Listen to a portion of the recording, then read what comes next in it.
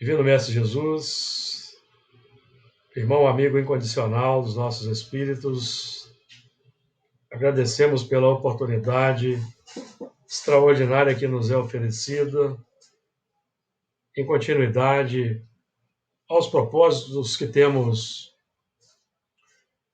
nos vinculado para o crescimento intelecto e moral, propósitos que nos capacitam a receber de mais alto, valores expressivos nos incentivando na marcha, na caminhada para o alto, que possamos realizar o melhor a nosso alcance, amparados pela espiritualidade amiga do nosso grupo Fraternidade Espírita Camilo Chaves, que nos tutela a marcha, que possamos realizar o melhor ao nosso alcance. Que assim seja.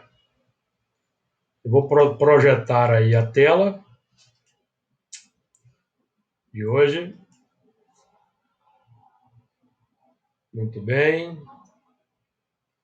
Então vamos lá. Estudo do Apocalipse, capítulo 14, a partir do versículo 12. Vamos lá, então. Aqui está a paciência aqui está a paciência dos santos. Aqui estão os que guardam os mandamentos de Deus e a fé em Jesus.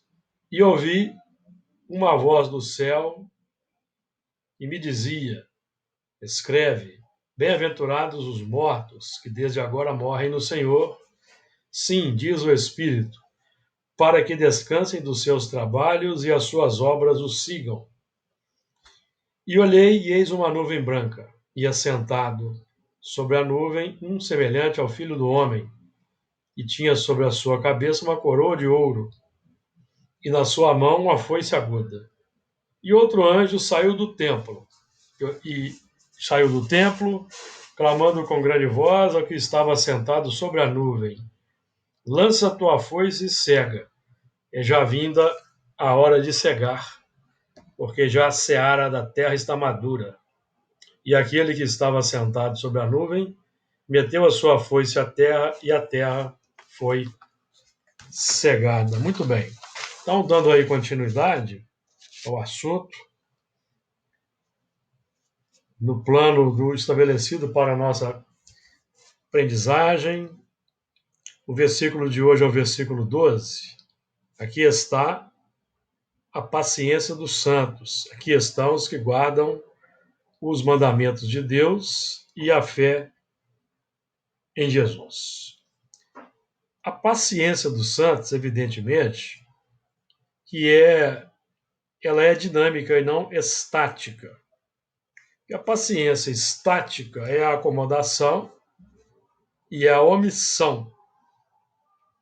Então, nós estamos trabalhando aqui em termos não de termos aquela paciência que vai nos tornar indiferentes, com muito pouca empatia pelo próximo, pelo seu sofrimento, mas aquela paciência que vai nos colocar naquele plano prático da ciência da paz, que exige uma prática, uma vivência. Então, vamos lembrar que os bem-aventurados são os pacificadores e não os pacíficos. Os pacíficos estão no plano da inoperância. O pacificador, ele está, embora tranquilo, calmo, sereno, ele está atento ao meio,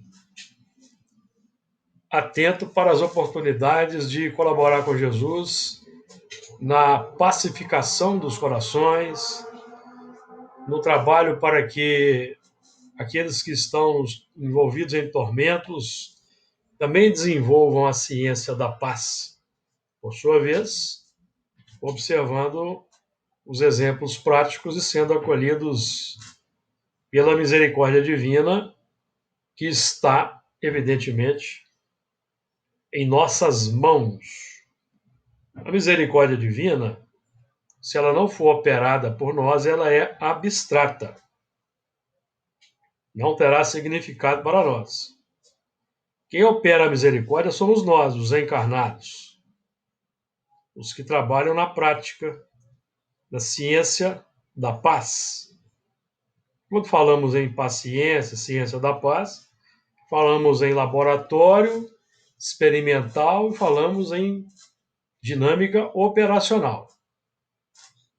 Se nós vivemos num mundo de expiações e provas, e o mundo é de expiações e provas em grande medida por causa dos instrumentos do escândalo e da justiça, quem vai se contrapor no terreno prático como operadores da misericórdia divina somos nós, os antigos instrumentos da justiça que se conscientizaram, arrependeram e partiram para um novo plano, saindo do medo, da acomodação, porque os maus são insidiosos, aprendemos no Livro dos Espíritos. Os maus são arrojados. E é preciso que nós também sejamos, por nossa vez, tão arrojados segundo o padrão que Jesus oferece como modelo, como padrão para nós. De acordo? Então vamos lá. Então a paciência dos santos, ela vai ser demonstrada pela capacidade de perseverança adotada no processo de reeducação. Processo de persistência para vencer as reações a que estamos sujeitos. Então, essas reações complexas, tristes, são gerados pela besta, que representa o plano das paixões. O plano das paixões é o plano dinâmico da besta. Porque a besta é a entidade encarnada que opera no plano do dragão, e o cordeiro, o encarnado que opera no plano divino. Então, Kardec vai definir para nós: para que a Terra seja um mundo feliz, é preciso que ela seja habitada por bons espíritos, tanto encarnados quanto desencarnados. Bons operadores no bem, e vão se impor gradativamente à medida que vamos nos esforçando para entrar na dinâmica, paralelamente ao processo de renovação pela desencarnação e reencarnação. Mas nós que aqui estamos, não podemos esperar pela reencarnação dos bons, porque senão nós vamos ser retirados por inoperância. Então é preciso termos isso em conta. Então porque a besta vai gerar ansiedade, temor, preocupação, cansaço. E adotando a paciência dos santos pela identificação com os mandamentos divinos, segundo o exemplo operacional que Jesus representa, nós conseguiremos edificar a harmonia adotando a perseverança e continuidade no processo. Ô, Júlio. Fala, Luiz. Quando você falou de Jesus e paz, e essa paciência, eu lembrei quando Jesus fala, quando eu vos dou a minha paz eu vos dou. Não vou lá dou como o mundo a dá. Lembrei desse trecho de João, não lembro ele todo, não. Porque o mundo, principalmente no tempo de Jesus, o mundo romano aplicava a pax romana pela espada, pela luta, pela guerra, pela opressão, pela dominação. E esse processo ainda existe hoje, tanto no campo, tanto quanto no campo, tanto no campo bélico quanto no campo econômico, pela imposição de cima para baixo do mais forte ao mais fraco. Então ainda é o sistema do mundo. Então é o sistema do mundo que foi elaborado por nós nos milênios. Porque esse sistema não foi elaborado por entidades abstratas espirituais, não. Esse sistema foi implantado no mundo pelos encarnados, por nós encarnados, que fizemos parte da formação do Império, por exemplo, babilônico, do romano, do Império Romano religioso opressor, e que ainda permanece nos tempos atuais, não mais o Império religioso romano opressor, mas aquela característica bélica ainda permanece. O materialismo opressor, o capitalismo selvagem, por exemplo. E são sistemas aí que só serão quebrados pela mudança de hábitos, mudança de caracteres. Mas nós chegamos num limiar de uma transformação em que aqueles que estão mantendo o sistema e não querem mudar serão retirados, serão mudados de plano, serão mudados de cenário. E permanecerão aqueles que querem um mundo melhor, estão lutando por um mundo melhor nas várias frentes operacionais que a humanidade oferece. Os que estão colocando a mão na massa, e não os que estão encerrados nos templos. Porque tem muitos que estão encerrados nos templos e estão aí manifestando ódio contra aqueles que eles não conseguem compreender. E os que estão querendo um mundo melhor são os que estão lutando aí nas faixas da humanidade, nas várias frentes, para mudar o mundo de forma efetiva. E aqui está a paciência dos santos, e aqui estão os que guardam os mandamentos de Deus. Então, o mandamento chega pela revelação. O elemento revelador que reencarna entre nós, ou no caso de Jesus, encarna entre nós, para trazer novos valores, valores que esses espíritos já dominam. São propostas reeducativas para nós.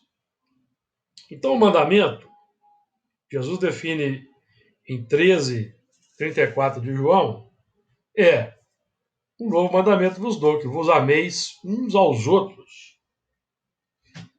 Amar uns aos outros, amigo, não é viver de beijo e abraço, como muita gente pensa aí, por aí afora, não. Amar uns aos outros é exercitar perante o próximo, nas várias faixas heterogêneas em que cada um se posiciona, as virtudes pertinentes àquele contato social específico. Então, cada um com o qual nós nos deparamos no dia a dia é uma escola para nós operacionalizarmos alguma virtude de acordo com o momento. Porque o amor é como se fosse um prisma que vai se decompor em várias nuances. E exercitando as virtudes, nós vamos completar o amor pleno, mais cedo ou mais tarde. Que vai definir aí o completude do processo, quando nós tivermos vencido todas as paixões todos os instintos primários e todas as virtudes possíveis de desenvolvermos na nossa faixa de evolução estiverem desenvolvidas. Então, o automatismo passa a ser um automatismo virtuoso, nobre. A partir daí. Então, o espírito vai se tornando infalível gradativamente, até que ele se torna infalível em definitivo quando se torna um espírito crístico, digamos assim, que mesmo na encarnação ele se torna impossível errar. Por quê? Porque já completou o descanso total, o descanso que abre o universo de forma ilimitada para esses espíritos, tanto nas faixas materiais quanto nas faixas espirituais, que nós desconhecemos em mais de 99%, com certeza.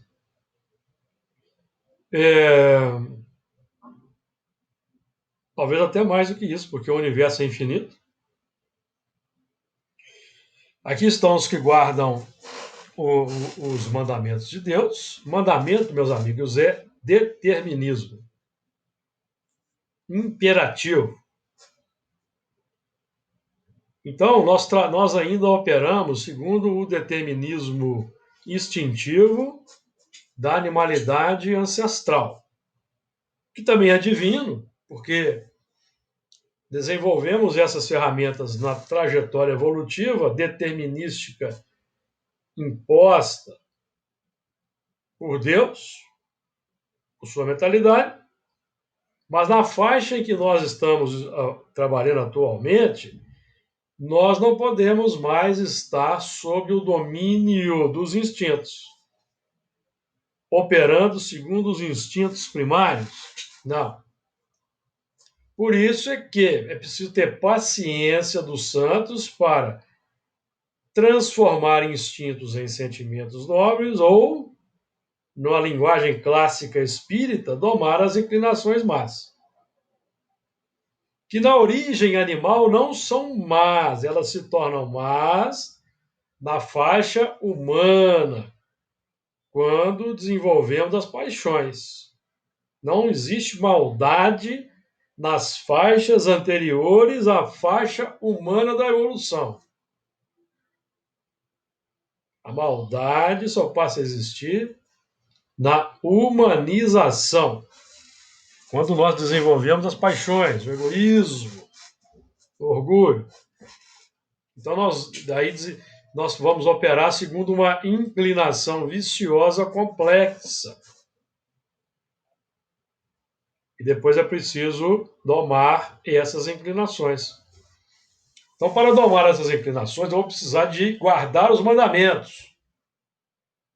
7 negativos: não roubar, não matar, não adulterar, todos que nós já conhecemos. 7 negativos, porque eu preciso contrapor a vontade firme para impedir que determinados desejos se imponham insidiosamente, continuamente. Certo, amigos? Então, aqui estão os que guardam os mandamentos de Deus, que são clareamentos para sairmos do jugo dos condicionamentos ancestrais, e a fé em Jesus. A fé em Jesus, amigos, é a operação. A fé que é aquele sistema que eu vou adotar com base no que Jesus demonstra.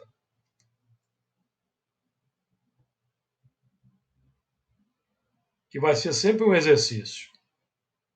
Porque enquanto nós não temos por isso é que é preciso desenvolver a firmeza de propósitos, de caráter, para perseverar nesse plano da prática, conforme Jesus apresenta, porque ele é o tipo mais perfeito que Deus nos tem oferecido para servir de modelo e guia. Não existe outro. Os outros são condutores que trazem lampejos da ciência da paz plena, lampejos do conhecimento divino. Então nós vamos encontrar nesses elementos luz e sombra. Mas em Jesus não. Jesus é a luz plena, em função do seu estado de completude absoluta em termos espirituais. Em termos de amor, em termos de bondade, de todas as virtudes que é a nossa rotina aqui Então, a fé para nós é aquela que está definida no Evangelho segundo o Espiritismo, capítulo 19, item 12. A fé é a vontade de querer e a certeza de que essa vontade vai obter satisfação. Então, passa a ser um enunciado prático, um axioma, um teorema prático. A fé é a vontade de querer e a certeza de que essa vontade pode obter satisfação. Então é diferente.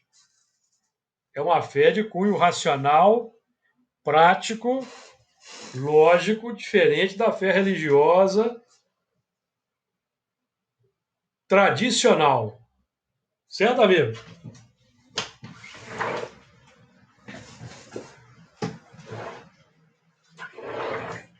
Eu me levantei aqui porque está acontecendo um fenômeno raro, está chovendo. É tão raro que eu fui até ver como é, que eu nem lembrava mais como é que é chuva. Então a fé, nós temos aí uma proposta prática para a fé. É a vontade de querer e a certeza de que essa vontade pode obter satisfação. Então, a questão é a seguinte: investirmos na certeza de que a vontade vai obter satisfação. Então é preciso ter boa vontade ou vontade boa. Definir a meta. Então, o programa prático, para a gente ficar na linha prática, Jesus também é bem didático. Amai, bendizei, fazei bem e orai. Amai, bendizei, fazei bem e orai. Certo? Nós temos que o orai é o último componente da equação. Aí tem uma revelação para nós. Porque o religioso tradicional, ele acha que o orar é primeiro. Não. Desculpe os amigos aí, mas não. Primeiro é o amai. Por toda a sua gama de virtudes. Depois vem o bendizei. Para bendizer, eu preciso ter um componente importante na mente que são... Ó, agora tá caindo um toró aqui, gente, ó. Pé d'água. Ô, Júlio, aqui em casa, até a luz acabou. Aqui, ó. Tô munida. Maravilha. Então... Ainda bem que eu tomei banho. Para bendizer... mas hoje não é sábado, não, hein? Tu tomou banho do tempo. Então, para bendizer, é preciso que a mente tenha ideias melhores. Para ter ideias melhores, eu vou amar, porque a renovação do sentimento vai renovar a fonte das ideias, e é preciso estudar. É por isso que nós aqui vamos acrescentar o preceito didático do Espírito de Verdade. Amai-vos e instruí-vos. instruindo, ou seja, estudando, lendo, nós vamos ter um material de primeira qualidade no campo mental para bem dizermos, para ser expresso em palavras, certamente. Então, amai, bem dizer, fazei bem e orai. No nosso caso de religiosos, nós vamos orar. Mas o elemento que não é religioso está fora do contexto? Não. Amando, bendizendo, fazendo bem, ele está na pauta da oração natural, amigos. Que é o que importa.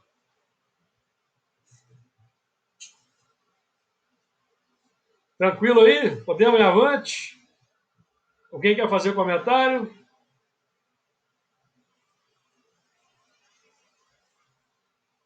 Então a nossa fé raciocinada, definida aí nesse preceito do livro do Evangelho segundo o Espiritismo, que é de uma mensagem de um Espírito Protetor, capítulo 19, item 12,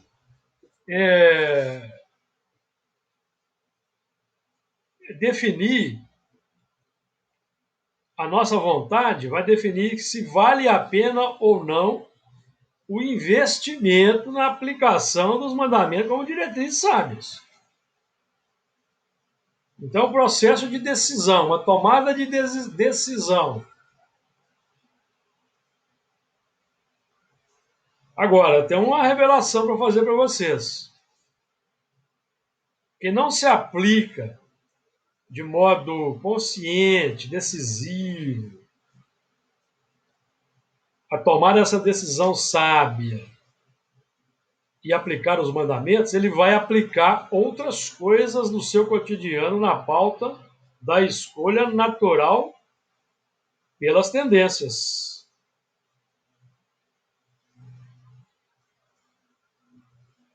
Certo, amigos? E poderá ficar ao sabor dos impactos para o despertamento. Muito bem. Comentários? Podemos passar para o 13º?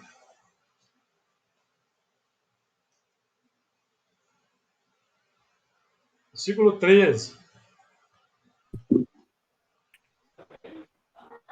E ouvi uma voz do céu, que me dizia, escreve, bem-aventurados os mortos, que desde agora morrem no Senhor.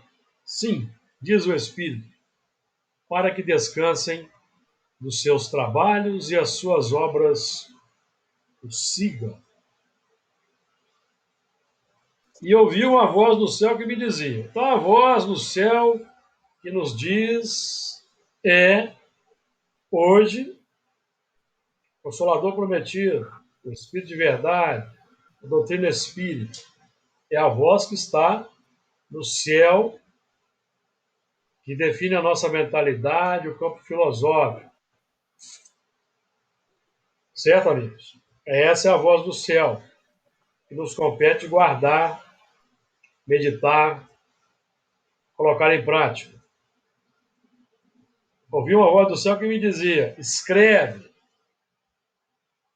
Esse verbo escreve no imperativo define prática, define aplicação. Porque quando nós escrevemos, o símbolo de escrever no papel, alguma coisa, é que nós estamos registrando concretamente uma ideia. Então, na prática, aqui, o escreve significa para nós concretização. Passar para o papel, passar para a sociedade, imprimir na sociedade novos exemplos. Porque quando nós quando adotamos a prática do bem e do amor ao próximo, e os exemplos se irradiam naturalmente, ou com esforço, nós estamos imprimindo na sociedade novos caracteres. Então, a sociedade é como um caderno, é como uma página em branco, em que nós estamos escrevendo, registrando nessas páginas em branco. Então é o processo em que nós reencarnamos com a bênção do esquecimento, trazendo uma página em branco no campo da consciência, vamos instaurando as novas ideias e depois vamos escrever no livro da vida. Nós não temos estudado aqui o livro da vida, do Cordeiro. Então, escrever no livro da vida do Cordeiro é imprimir na sociedade, perante aos necessitados. E aí os necessitados não são só os necessitados do pão, do agasalho, do dinheiro, não. Necessitados de forma integral. Porque aquele que está necessitado do pão, do agasalho, do dinheiro, muitas vezes está melhor do que o rico, do que o abastado. Ele está reajustando o seu passado na pauta da expiação, mas está reajustando. Então, escreve, bem-aventurados os mortos. Então, ouvindo e aplicando, nós vamos proporcionar a morte de uma vida interior rotineira, em moldes materialistas, complexos. O homem velho vai morrendo e vai ressurgindo a nova criatura. Então, a morte de um promove a ressurreição do outro. Bem-aventurados os mortos. Então, nós estamos trabalhando aqui com o conceito, o símbolo do morto é a reencarnação. Então, nós estamos aqui trabalhando um assunto que vai ser definido como, que vai ser demonstrado na reencarnação, porque quem está morto na prática, meus amigos, é o reencarnado, que deixou o mundo espiritual bafejado pelo esquecimento do passado, está morto perifericamente para a realidade espiritual. Então é o reencarnado. É o reencarnado que muda o seu sistema interior. Então nós estamos falando da morte da besta, do sistema da besta, e ressurreição do sistema do Cordeiro, que é o sistema que vai nos abrir o plano espiritual pleno para nós. Abrir as esferas, as instâncias superiores, gradativamente. Então, morrer no Senhor não é entrar no templo, bater no peito de forma exterior, não. É mudar a postura. Mudar a postura e adotando a paciência. A paciência tanto para perseverar na nova dinâmica operacional, quanto a paciência com as marcas que trazemos, que são os automatismos, que ainda vão emergir naturalmente, amigos, para que haja o reajustamento pleno ao longo do tempo. Bem-aventurados os mortos que desde agora morrem no Senhor. Então, desde agora, esse agora define o momento em que a consciência aceita o ensinamento. A consciência aceita o ensinamento, então está definido o agora. Agora é hora de morrer. É quando a consciência aceita, amigos. Porque até que a consciência seja sensibilizada, demora um tempo. Tempos, metade de um tempo. Lembra-se da equação? Ela se aplica aí, porque o processo de sensibilizar a consciência também é mais ou menos longo. É mais ou menos longo. Depois o processo que se inicia com a conscientização, com a sensibilização da consciência, também é mais ou menos longo. Qual que é? O processo de escrever. Também demora. Então é preciso ter calma, ter paciência, adotando a perseverança e a serenidade.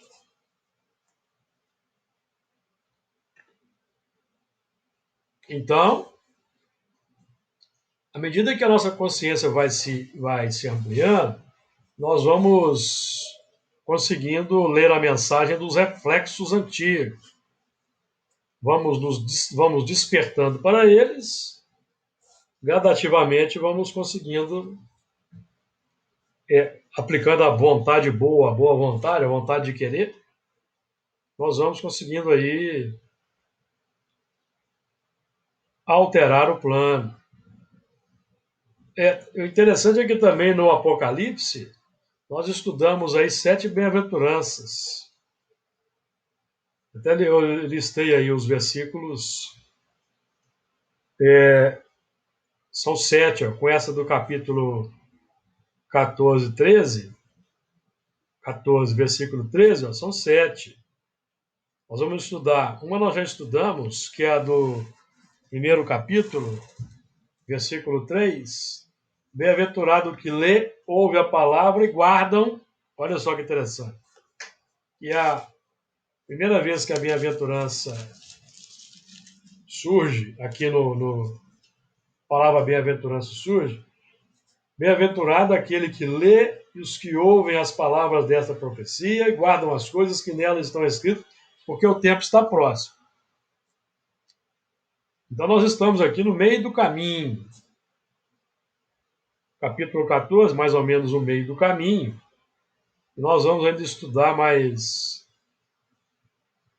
5 bem-aventuranças aí nessa sequência aí dos trabalhos.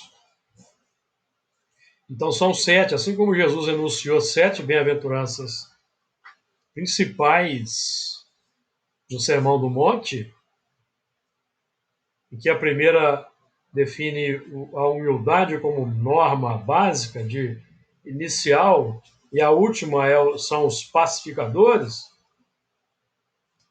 porque serão chamados filhos de Deus.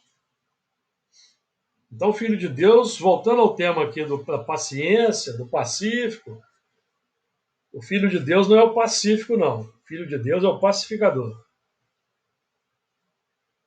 O pacificador que atua em 2 frentes. Na frente interior, individual, em que ele busca silenciar as paixões, as inclinações más, os gritos do homem velho. E nesse processo de transformação, ele vai colaborando para pacificar também os irmãos em humanidade que se encontram na dificuldade, no desespero, na revolta, passando fome, passando frio. Então é toda uma sem trabalho, por exemplo. Então é preciso que o sistema da pacificação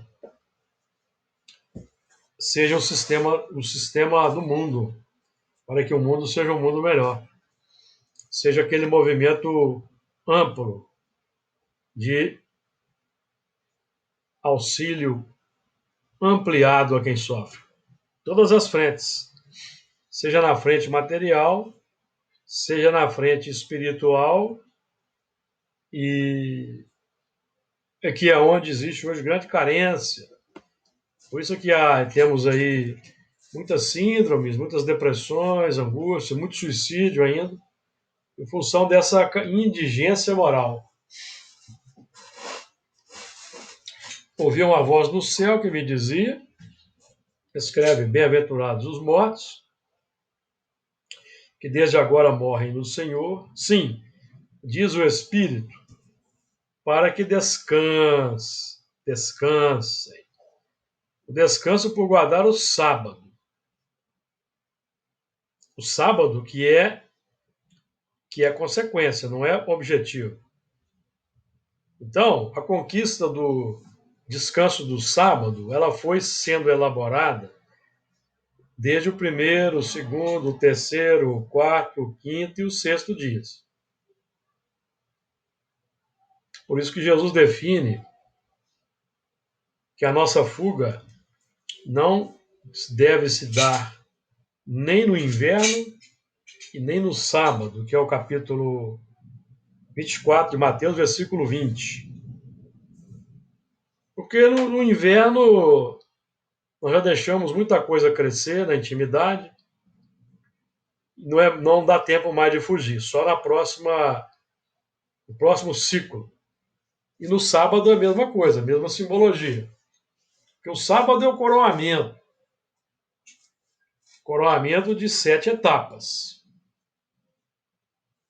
Então, se eu não elaborei nas primeiras fases, nos primeiros dias, não adianta querer fugir no sábado, não, porque não é mais o momento oportuno. Só no próximo ciclo. Certo, amigos? Então, o elemento, às vezes, deixa para a velhice. Eu vou deixar para a velhice, quando eu aposentar, então eu vou me dedicar ao trabalho de espiritualização. Já não dá mais tempo. Por que eu digo que não dá mais tempo? Porque muita coisa foi sendo elaborada nos dias primeiro, segundo, terceiro, quarto, quinto, sexto, e o sétimo é o dia da colheita. Então eu vou ter que, para desbastar a floresta que eu deixei crescer, só um novo ciclo. Reciclagem. Certo? Deu uma ideia? Então, por exemplo, o elemento que na velhice se arrepende, ele está se preparando para o novo ciclo. Arrependei-vos. Endireitai as veredas, preparai o caminho do Senhor. Então ele vai passar pela trilogia. O arrependimento é o primeiro passo. Depois eu tenho que endireitar as veredas. Não é? Se eu levei 7 dias elaborando uma construção e eu me arrependo, eu preciso de 7 dias para endireitar as veredas. De acordo? Tempos, metade de um tempo. Eu tenho que desmontar um automatismo e elaborar outro. Então eu vou ter outros 7 dias. E vou tendo 7 dias porque Deus é misericordioso. Mas nós teremos que talvez mudar de mundos mais de uma vez aí. Então é importante que a morte seja desde agora. Desde agora, morre no Senhor, vencendo a lei de causa e efeito, pela adoção do amor. Continuar nutrindo o sistema de ação e reação e continuar na morte. Certo? Continuar precisando de reencarnação. Então chega um momento no mundo que não dá mais. Esgotou. Então, mudamos de mundo. Sim, diz o Espírito, para que descansem. Então, no outro mundo, eu vou elaborar, começar de novo, trabalhar para guardar o sábado. Porque o sábado, meus amigos, define o sábado. É a semana do Senhor. Então, o sábado define a paz, a conquista do trabalho com o Senhor. O sábado legítimo. Porque em termos aí de complexidade, na verdade, quando nós nos mantemos no campo do automatismo, dos instintos, eu não alcanço o sábado, eu permaneço no 6.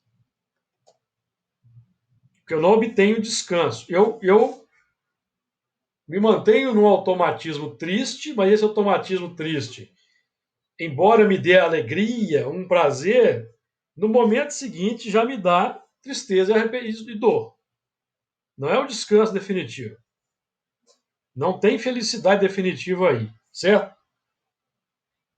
Não tem. Então, quando se fala em sábado, nós estamos falando do plano do Senhor, efetivamente, simbolicamente falando, da elaboração da semana do Senhor desde o primeiro dia. Então, o descanso vai se definir como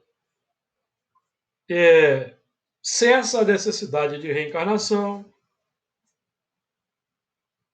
É isso que nós aprendemos com André Luiz, por exemplo, quando ele trabalha o assunto lá no livro Obreiros da Vida Eterna, quando eles ali, André Luiz e outros espíritos, preparam o ambiente para a manifestação, materialização parcial do Asclépios em nosso lar, e que mesmo assim ele só é possível materializar-se da cintura para cima, tal a sua condição de elevação.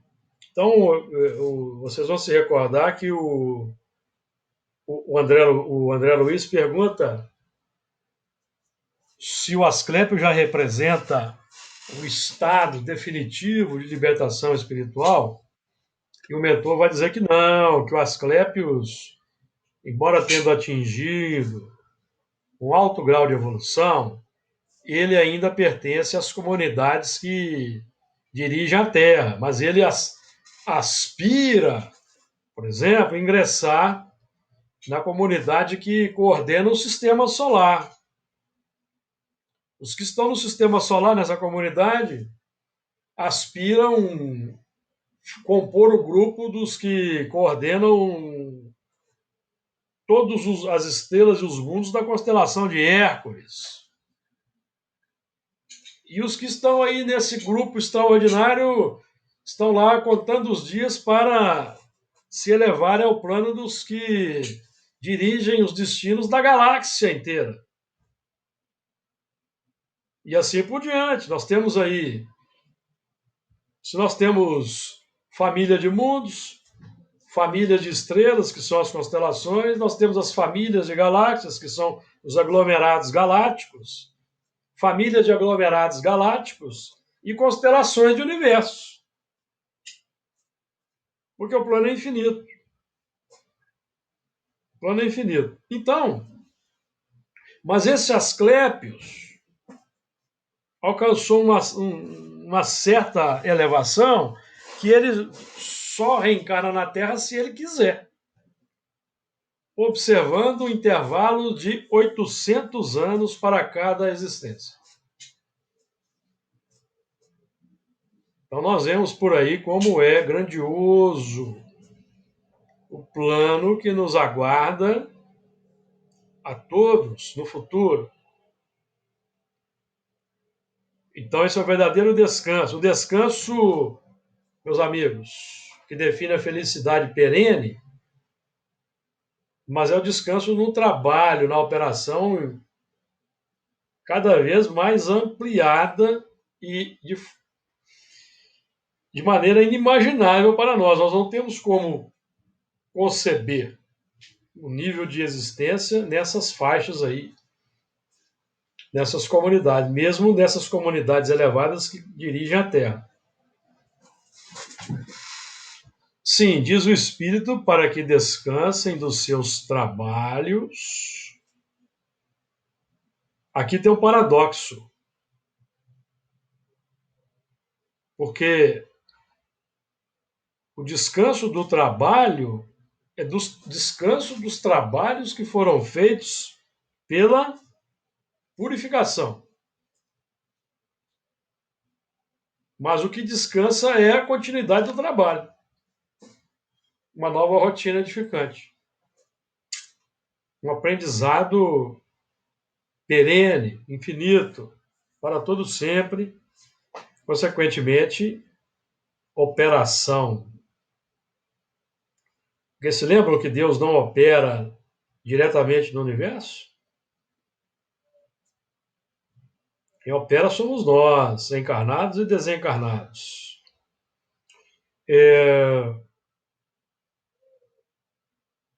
Descanse dos seus trabalhos, dos trabalhos árduos para a conquista da ciência da paz, do amor, da bondade, e as suas obras o sigam. Aí, as obras, meus amigos, o importante é o trabalho. O trabalho é o sistema. E a obra é a consequência do sistema empregado. A obra é consequência. O sistema é que é importante. Então, nossa preocupação é com o sistema. Qual é o nosso sistema operacional? Intrínseco, que nós seguimos no dia a dia. Aí nós temos que ser realmente sistemáticos. Mantemos uma fidelidade ao sistema. Qual sistema? Aquele sistema que a minha vontade, a fé raciocinada, definiu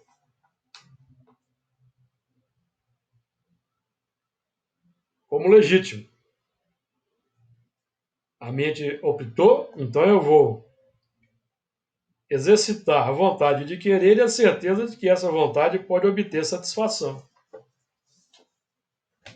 Que é a satisfação pelo trabalho operado, não pela obra realizada. Entenderam? O importante é o durante. O que fazemos durante. Então, exemplos práticos. O elemento matricula na campanha do quilo. Não é uma maravilha? Campanha do quilo, sopa, não é uma maravilha? Mas se ele vai para a campanha do quilo, vai para a sopa, e lá permanece preocupado, se alguém vai pisar no sapato ou alguém vai encostar no carro, ele não está aproveitando o trabalho. Não está obtendo resultado. Porque a preocupação dele não é com o sistema. Ele não está por inteiro, né, ô Júlio? Não é com a dinâmica, é com o resultado periférico. Certo?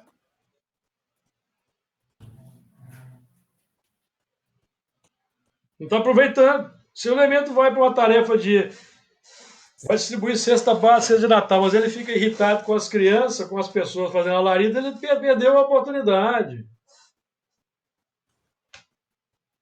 Granjeou amigos. Porque aqueles que estão ali recebendo a cesta básica, se ele estiver no umbral, um ou outro ali vai ajudá-lo, mas ele perdeu a oportunidade de vencer a irritação, de vencer as limitações. Preocupação com a roupa, se vai sujar a roupa, se vai sujar o sapato. Certo, amigos? Então, é aproveitar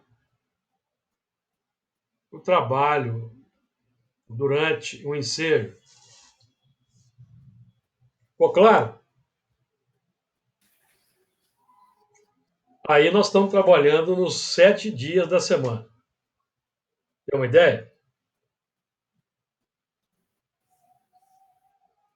Porque é como se a ida para a campanha do quilo representasse uma semana de 7 dias. Em que eu vou operar ali naquela micro semana todo o bem que eu puder fazer. Então, todo o bem que eu posso fazer tem o viés interior e o viés exterior. O viés exterior é atendimento ao necessitado. O viés interior é eu vencer a irritação, vencer a impaciência. É eu estar plenamente naquele local ali durante o tempo que estivermos lá. Que às vezes o elemento também está preocupado com o horário. Às vezes tem um jogo, final do campeonato. Final do campeonato, lá é a hora tal, a tarefa é 2 horas. A gente está preocupado em agilizar para poder ver a final do campeonato. Perdeu a chance. Viram como é interessante o assunto? Não é? Então, o durante. O segredo é o durante. É o processo. É o sistema. Não é? Então, por isso, para que a gente se acostume a um sistema novo, a uma didática nova, é que os espíritos vão nos recomendar aos médios, né? Assiduidade, pontualidade, cuidado com o pensamento durante o dia, e superação de impedimentos, de obstáculos. Meus amigos, é uma sistemática para vencer o arrastamento antigo. Para vencer, porque o elemento tem que criar a fome de. A fome de. Não sei se vocês estão entendendo. A fome de estar naquele local do trabalho da semana. Então, eu vou trabalhar durante os 7 dias que antecedem aquele dia para já ir eliminando possíveis obstáculos. Eu vou administrando por antecipação. Buscai primeiro o reino de Deus e a sua justiça, e tudo mais vos será acrescentado. Tudo mais para alcançar aquele objetivo visado. Então, tem elementos que ficam trocando de tarefa. Não entenderam a dinâmica ainda da coisa. Certo, amigos? Não entenderam. Porque a questão não está na tarefa, está no processo. E nem na quantidade de tarefa. Porque às vezes a pessoa assume um tão grande número de tarefas que ela começa a ficar irritada, nervosa, porque não está tendo tempo. Aí aquele plano em que o mais adiantado auxilia o menos adiantado no contato social é esquecido, porque ele começa a irritar com o filho, com o marido, com a esposa, e vai por aí adiante, porque tem uma tarefa, então, eu tenho uma tarefa, você está me atrapalhando. Perceberam? A questão, meus amigos, não é a multiplicidade. A questão é o que eu faço no processo, a qualidade. Porque se alguém aí, algum de nós acha que está se elevando só porque participa de tarefa, muda de ideia, viu? Tem que elevar no lar, no trabalho, na via pública. A tarefa espírita é a cereja do bolo, é o coroamento. Senão não adianta de nada, amigos. As obras têm que seguir. Então a obra vai ser uma consequência natural onde quer que o elemento esteja. Ô, Júlio, Manda. Algumas tarefas espíritas, a gente vê que trabalha mais a humildade do indivíduo. Como você citou aí essa questão da campanha do quilo, né? Muitas vezes a gente recebe muitos nãos. Então, se a pessoa não tiver humildade, simplicidade, a partir daquele não ali, ele entregar a mensagem, agradecer o sujeito. Então, eu acho assim, que quando a gente, mesmo que esteja, igual você falou aí, a pessoa que está na tarefa e está pensando em outras coisas, no carro, ou seja o que for, mas já é um início, né? Não, é um começo para ele poder trabalhar essa questão da humildade, porque não é fácil, não. É o início. A pessoa vai com a pessoa. Vezes você vê que o sujeito poderia te dar nem que fosse 1 quilo de feijão. Hoje não, que hoje é caro. Né, seu Fernando? A pessoa vai mudar o sistema. Então, para mudar o sistema, ela tem que começar. Senão não muda. E lembrar que cada não que a gente recebe é em resposta a 10 não que nós já demos. Quantos nãos que nós já demos, né, seu Fernando? É isso É, mesmo. Então é o sistema, nós temos que trabalhar o sistema operacional. Mentalidade, o propósito, o objetivo, o sentimento nobre que vai ser desenvolvido. Esse é o foco. Então, nós terminamos aqui o versículo 13. Na próxima semana, nós iniciaremos com o 14. E olhei, e eis uma nuvem branca, e assentado sobre a nuvem, um semelhante ao Filho do Homem, que tinha sobre a sua cabeça uma coroa de ouro e na sua mão uma foice aguda. Então, perceberam? Depois de todo esse trabalho, ouvi uma voz no céu, bem-aventurados os mortos, que desde agora morrem no Senhor, para que descanse seus trabalhos, suas obras o sigam. O resultado começa a vislumbrar um novo plano. É o esboço. Então, que Jesus nos ilumine, nos fortaleça e nos permita voltar a esse estudo na próxima segunda-feira.